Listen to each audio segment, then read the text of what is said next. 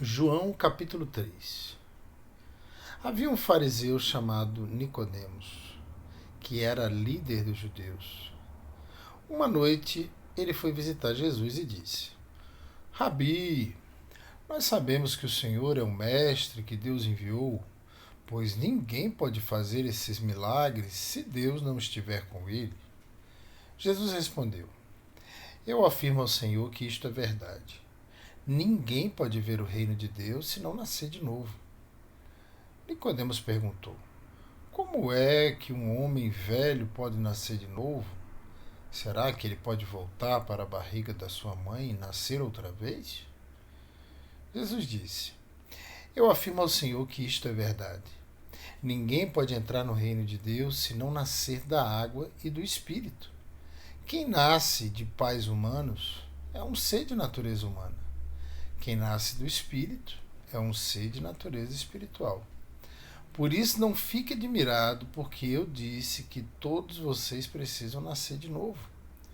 O vento sopra onde quer, e ouve-se o barulho que ele faz, mas não se sabe de onde ele vem, nem para onde vai. A mesma coisa acontece com todos os que nascem do Espírito. Como pode ser isso? Perguntou Nicodemos. Jesus respondeu: O Senhor é professor do povo de Israel e não entende isso? Pois eu afirmo ao Senhor que isto é verdade. Nós falamos daquilo que sabemos e contamos o que temos visto, mas vocês não querem aceitar a nossa mensagem. Se vocês não creem quando falo das coisas deste mundo, como vão crer se eu falar das coisas do céu? Ninguém subiu ao céu, a não ser o Filho do Homem que desceu do céu.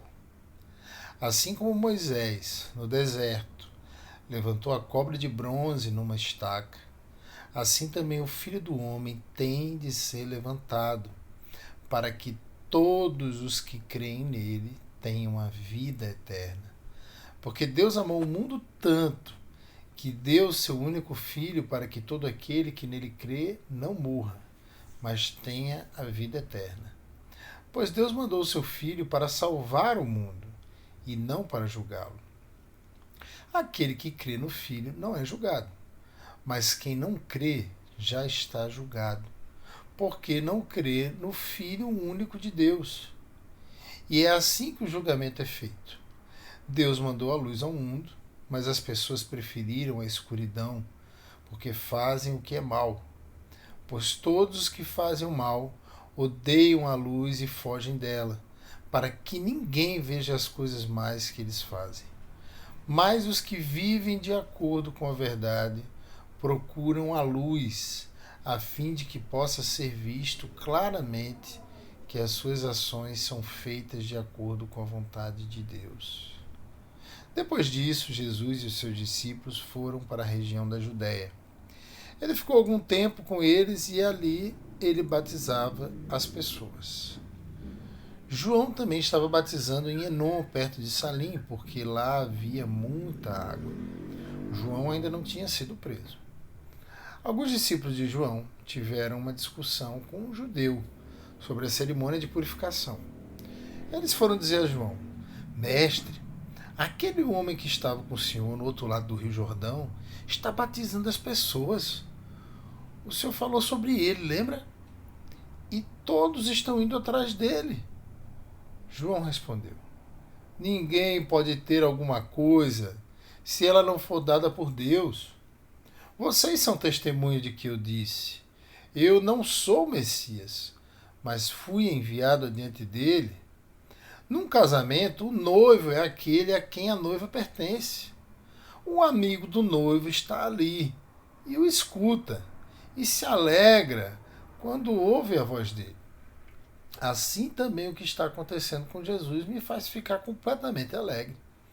Ele tem de ficar cada vez mais importante e eu menos importante. Aquele que vem de cima é o mais importante de todos. E quem vem da terra é da terra e fala das coisas terrenas. Quem vem do céu é o mais importante de todos. Ele fala daquilo que viu e ouviu, mas ninguém aceita a sua mensagem. Quem aceita a sua mensagem dá prova de que o que Deus diz é verdade. Aquele que Deus enviou diz as palavras de Deus, porque Deus dá do seu Espírito sem medida. O Pai ama o Filho e pôs tudo nas mãos dele. Por isso, quem crê no Filho tem a vida eterna. Porém, quem desobedece ao Filho nunca terá a vida eterna, mas sofrerá para sempre o castigo de Deus. Os fariseus ouviram dizer que Jesus estava ganhando mais discípulos e batizava mais pessoas do que João.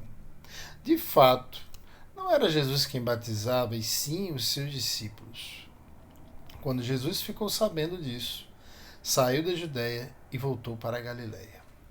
No caminho, ele tinha de passar pela região de Samaria. Ele chegou a uma cidade de Samaria chamada Sicar, que fica perto das terras que Jacó tinha dado ao seu filho José. Ali ficava o poço de Jacó.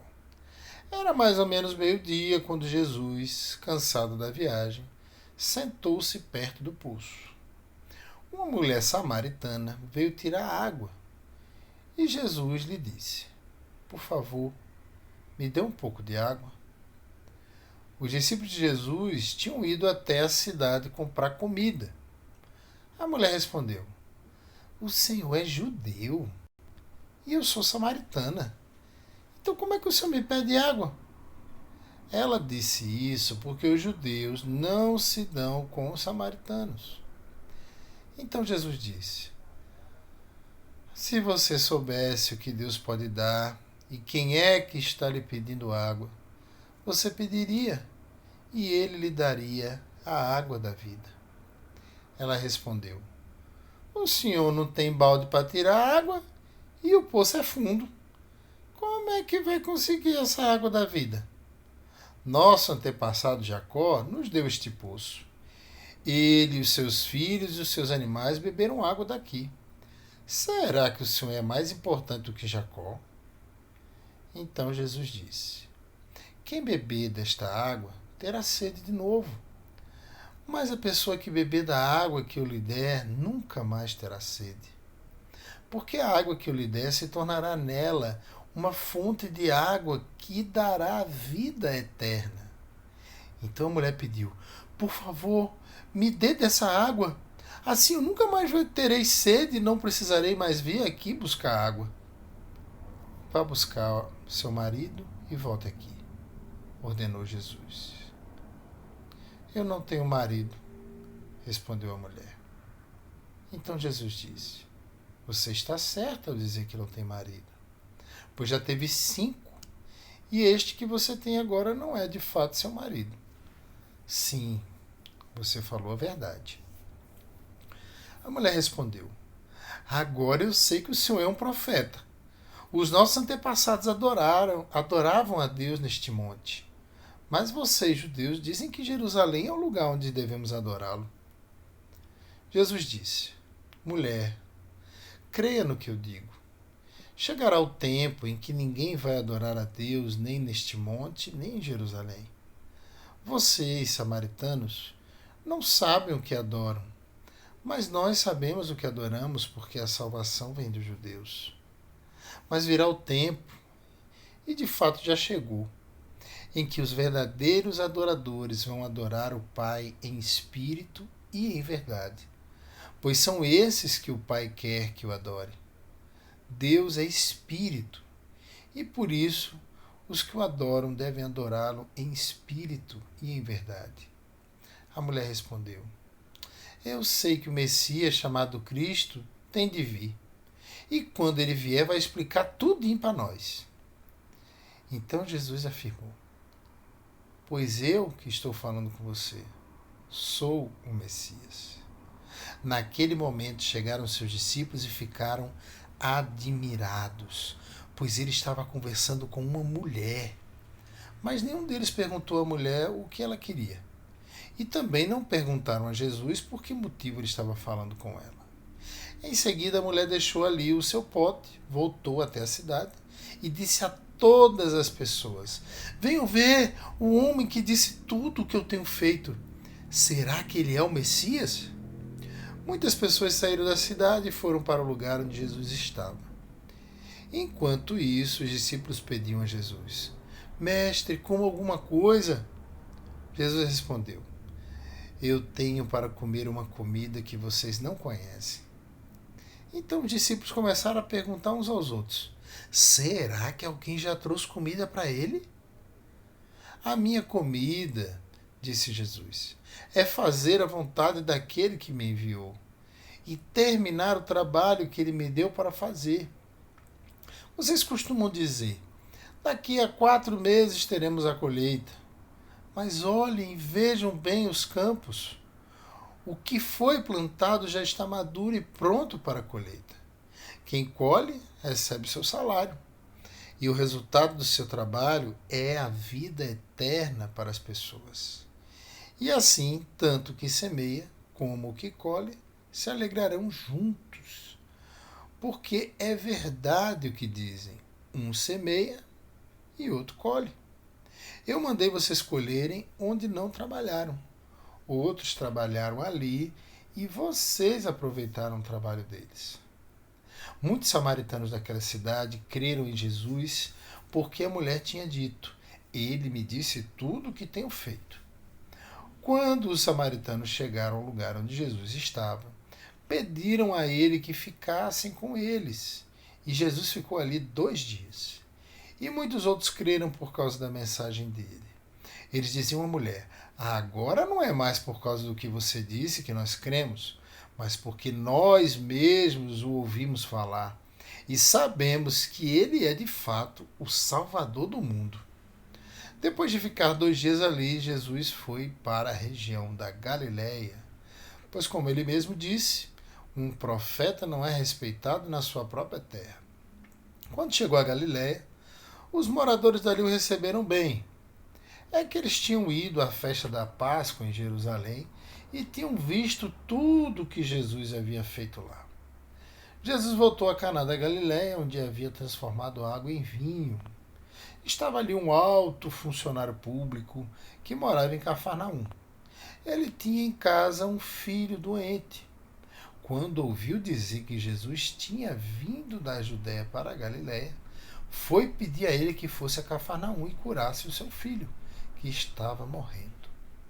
Jesus disse ao funcionário: Vocês só creem quando veem grandes milagres? Ele respondeu: Senhor, venha depressa antes que meu filho morra. Volte para casa. Seu filho vai viver, disse Jesus. Ele creu nas palavras de Jesus e foi embora. No caminho encontrou-se com os seus empregados que disseram: O seu filho está vivo. Então lhe perguntou a que horas o filho havia começado a melhorar. Os empregados responderam: Ontem, à 1 da tarde, a febre passou. Aí o pai lembrou que havia sido naquela mesma hora que Jesus tinha dito: O seu filho vai viver. Então ele e toda a família creram em Jesus. Esse foi o segundo milagre que Jesus fez depois de ter ido da Judéia para a Galiléia.